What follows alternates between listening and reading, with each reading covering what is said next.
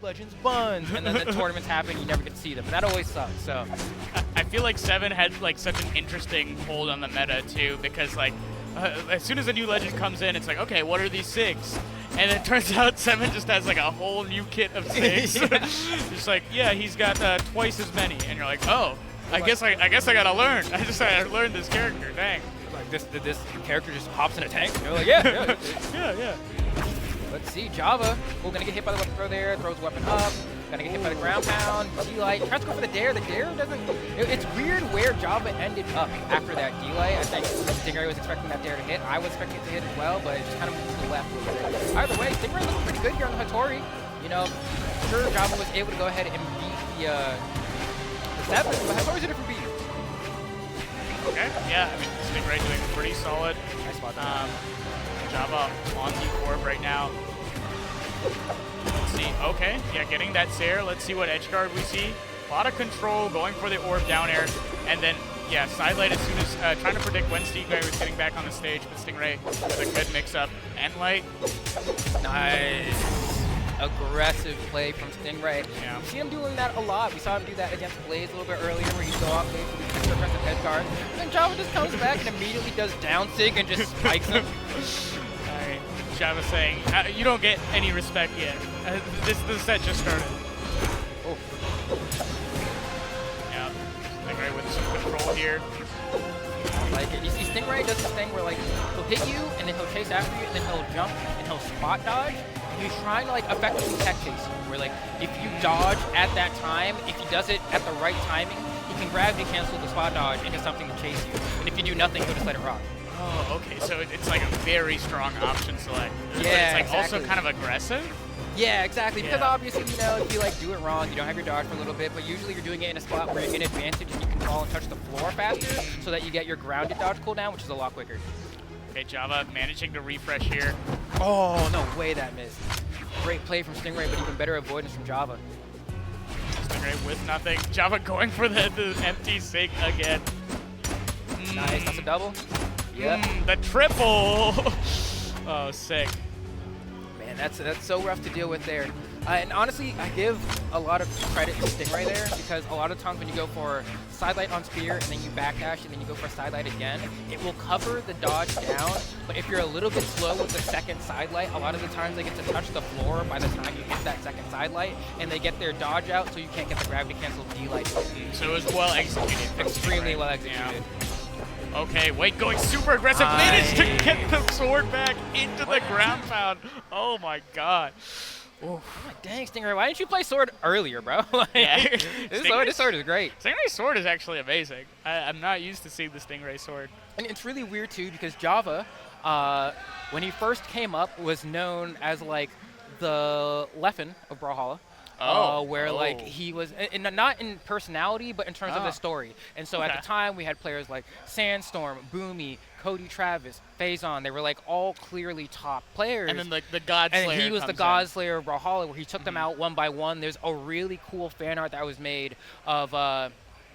It's like, because he played Bodvar back then, and they just like had a fan art created of just like Java like having like the heads or like the you know, paraphernalia of all these different legends as he just slaughtered one by one by one. And he did with Bodvar back then, but he's known as like the innovator of Hammer, but also kind of like 3, the 2, 1, if 20 GX is for Falcon optimization, that is the way that Java approaches the game for any weapon that he plays. Dude, I'm loving the Smash reference. Yeah, because I know it makes sense for you. You know what I mean? And I'm so, like, now I get it. Now I get it. And so for him, he's kind of like Wizroby for us in the way that he plays the game. And he revolutionized a lot about how to optimize sword gameplay from that Bodvar. So the fact that I'm watching Stingray outsword him is really, really weird. And correct me if I'm wrong, Stingray seems to be a little avant-garde with the sword, a little like different, you know? A little bit. I'm used to seeing people play super safe with the sword, you know? They know that it's their knockout confirmed weapon, so they're like, all right, I'm fishing for this D-Light, I'm fishing for the D-Light Sair, D-Light Recovery. But Stingray's going ham off stage. He's going for long extended strings and going for lots of reads and advantage that I'm not used to many sword players going for. And it's really interesting too, because like, Java has been on this dusk for a while now, and there's no one else, and I mean no one else playing this like that. And Java's done it before. It's gonna be a nice side to go ahead and knock out that first stock. Where like if Java thinks something is good and he sees like a game plan that can make it work, he's just gonna do it regardless of what other people think. And Stingray's the same way, but less like Stingray min-maxes a lot, but kind of exists more in the creative spectrum of things. We're chilling on the side. Oh, there. that's close. Yeah. So min-maxer with some flair. Min-maxer with like a lot of knows what the optimal thing to do is, but like if something feels cool, is just gonna do it. Oh, and like it's like if you got like a splash of like, why did you do that? Like that down stick right there. It's just like, was it optimal? I mean, clearly it hit, it worked, but also like Java's thinking, why did you do that? That's kind of what like Stingray does. Okay, Stingray can get in your head. Oh, yeah. He's going to overload your mental stack by choosing a strange option. And Java's like, oh, wait, that wasn't optimal. Why would you? Oh, my God. Amazing spacing there for Stingray. He is just fooled. And Java can't find an opening, right? And Orb is considered to be one of the weapons in the game that has the best neutral. Yeah. I think, personally, it is Sword and then Orb. Like, that's the order in my head. I think Sword has a much more straightforward, easier neutral game plan to go for. Because in situations like this, you're playing Orb and you can feel yourself being outranged. Yeah. And that makes it a bit difficult, because what do you go for? Sidelight? If you whip Sidelight, Sword is fast enough to dash in with a D-Light or a Sidelight to punish you for it. But then when it comes to the juggles, your Nair is faster than Sword Nair, and so you kind of like checks and balances. I'm just so surprised that like I mean, both of these players have spent so long like not hitting each other, just like weaving in and out of each other's threat ranges. Nobody getting hit. Okay, Java finding an end lane. This is high level Brawlhalla.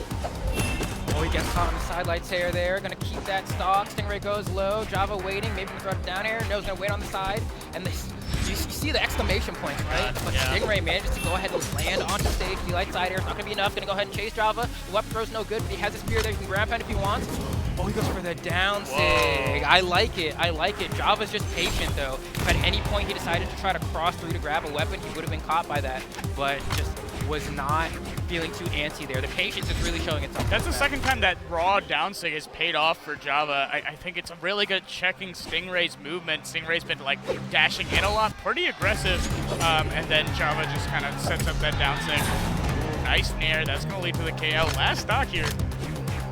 Let's see, this one's been pretty close. I think the tri-platform layout has been giving Java a little bit more wiggle room to decide how he wants to approach and get back to center stage. Movement from both of these guys. They're not committing to anything, finally getting a hit. Ooh, that should have worked, but the hitbox on that neutral sig is not as wide as I think some people would like. So if you're not spaced quite perfectly, it's going to whiff in a situation like that. Wow. Okay, Stingray getting rid of his weapon there. Trying to pick up this sword again. Okay. Oh my god, the cross-up into the whiff punish. And this is so cheeky because Stingray's doing a great job of holding center stage and forcing Java to the corner. And he's been looking for these like N6. He wants Java to give him that N6. Oh nice. My god. The patience. That's the second time Stingray's just dashed to center stage. Just wait in center stage, baby. Baited out the like approach from Java. And I mean, Stingray's playing this immaculate. Oh, I can't believe that draw. One more D-Light recovery. D-Light Sarah might be able to take it. Dash it. I think we have to get the edge guard. These weapon throws from Stingray have been terrible, though. I will say. They have been really bad. Because all you care for that weapon throw to do is not hit, but to force them to dodge. Because then it makes whatever you do afterward guaranteed. Oh, wait. Big damage coming out from Java. Stingray. Oh, that's the gold ground pound. He wants the game to end. He's getting a little bit antsy. Uh-oh. That might cost him. Oh my god, no resources. He got across. Oh! But finding this air into the toss in the blast zone? Are you kidding me? Flambeau, you jinxed it. Yeah, because you see, this time around, the good thing is, and it looks like what Stingray might be trying to cover as well, is some people like to, there are two things that are like pretty committal. I'd say the most committal thing you can do when you're off stage is recovery. Yeah. You know, it has the most end lag, but it also gets you the closest to the stage, right? And so when people get sent flying off stage like that, a very common option is to just press recovery immediately, because it'll get you the most height, it'll get you closer, but then you have your jumps and your dodge to try to mix up with, which are much less committal options than your recovery. Right. The other option that people do a lot is they dodge immediately, because your dodge is on a 3-second cooldown. So then if you dodge immediately, and then you jump, and then you jump, and then you recover, and then you jump, your dodge comes back, and then you can try to mix up your way back to the stage with the dodge. And so, like, it looked like in that scenario, Java opted maybe to go for the recovery. But honestly, it was hard to tell because when I looked at the Yeah. final freeze frame, I could have sworn I saw Java recovering in the other direction. And so I don't know if he was like, this is a go next, or if the weapon throw actually hit him. Oh, interesting. Yeah, I could have sworn I saw the weapon throw hit him, but I'm not like that. It was very close to the blast zone. Yeah, and I'm like, did he? Did it? Did it not? I don't know. If it did, I We would might be get it in the surprised. highlights, folks. We might get it in the highlights. Yeah. Oh, that's wild. Yeah. Oof.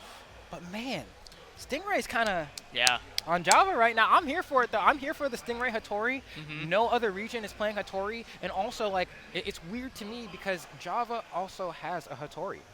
Oh. Yeah, we've seen it. So we could see the Hattori Ditto. If he, I would love to see it personally. It's a really fast matchup, but it looks like it's going to be the Dusk still. Yeah. And on Small Fortress of Lions here, let's see if Stingray is going to be able to close this out 3-0, or if Java can answer back. Pretty strong lead, though, to start out. But yeah, soft platform enables Stingray to get this spear stuff started. Now Java a little more whiff punish heavy, and yeah, not giving Stingray the dodges he wants after those side lights. Okay, side light dodges down. Could have gotten a double side light there, but Java doesn't go for it. Ooh, nice reaction on the spot dodge there from Stingray. Goes for the ground pound, gets that dodge back. The weapon throw bounces off the corner of the stage. He did not want that. Okay, yeah. I'm like, who is he throwing it? Who is man's throwing They it? call it a Zeus drop, where you're able to get it like perfectly over the corner and straight down, but it's really hard not to like clip the stage and then have it flatten out the weapon throw. Okay. Stingray with the weapon toss and neutral. I feel like I've been seeing way more of that. Java going for an overshoot read with that SIG, but Stingray was a little too close. Ooh, okay. Java manages to do the dash land onto the stage there, catching Stingray unaware. What's going to be the option here? Stingray trying to regain center here, but Java's doing a great job of controlling space, really commanding that he might threaten with a side light. You can see him going for these dash lands on the platform, right? That snap and movement is really hard to react to. And that's what Java's going to have to kind of lean into. Java has some of the best movement in the game, period. Especially with platforms. Oh, he whoa. missed. Oh, that's going to be it. Stingray with an unfortunate miscue there. Java's going to take it to the bank. He needs everything he can get. Really does, yeah. Now, Java's definitely happy about that one, I'm sure. Stingray's going to have to bide some time and wait for a weapon to come up. Try to dash in with a side light unarmed. Java is really capitalizing on the fact that Stingray doesn't have a weapon right now. Yeah. Stingray has a couple of opportunities to hit Java, finally managed to do so there, but he's patient. He doesn't want to give Java more damage. That sider's going to be enough already in the light orange, though, and so could probably take about like 80-ish more damage. Stingray definitely favoring the sword here versus Java. He knows that it's racked up a lot of damage so far. And I mean, Java's playing a lot more patient so far. I feel like the first couple games, Stingray was winning the whiff punish war, and now it's been mostly Java. But Java does go for a lot of those overshoot SIG reads, and Stingray's been waiting those out. So. Oh, wow, that side light dropped a little bit, but it doesn't matter. Stingray manages to get the turnaround. Oh, he goes for the chase right there, and just a little bit slow with that D-light. But Stingray has more or less brought this game back there. If he got that down air, he would have been able to convert to a gravity cancel D-light and gotten a huge punish off of that. It's a little bit sad that that one was next, but Stingray is playing D-light and SIG. And that's not even, it's not jumpable. No, he misses the wall. Oh, Stingray brings it back. Stingray brings it back. Stingray brings it back, and Java has got to be so disappointed right now. Can still claw it back. Manages to find the orb without too much bleeding going on. This is going to be a little bit tough for Java. Java needs the side lights there right now. We're going to see if Stingray gives it to him. I don't know if Java's going to let the SIG rip. Dusk does have really good SIG. But we see right there, like, they did it at the same time. So he's like, if I do the D-light, it's not going to work. But that's the exact same setup. Oh, the patience. Awesome. Nice. That's awesome. Gameplay. Yeah, keep on dashing, folks. Just the diamonds meme. No, for real, yeah. Oh man, is Stingray waiting for that weapon spawn here? Was able to get a good few hits on a Java as well. I mean, this sword from Stingray is really impressing me. Yeah. We saw a dodge in after the side light there as well, so next time Stingray gets a side light, probably going to be looking for a dodge in.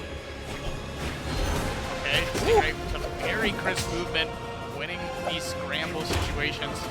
I like that chase dodge. Okay. Java sort of checking him a little bit, saying, yeah, get out of my zones. I don't want you to scrap here. Recovery? Oh, he could have gone for a recovery there. He goes for a side air. He's a little bit greedy with the punish. It's looking evenish. Both players very aware of that weapon on the platform.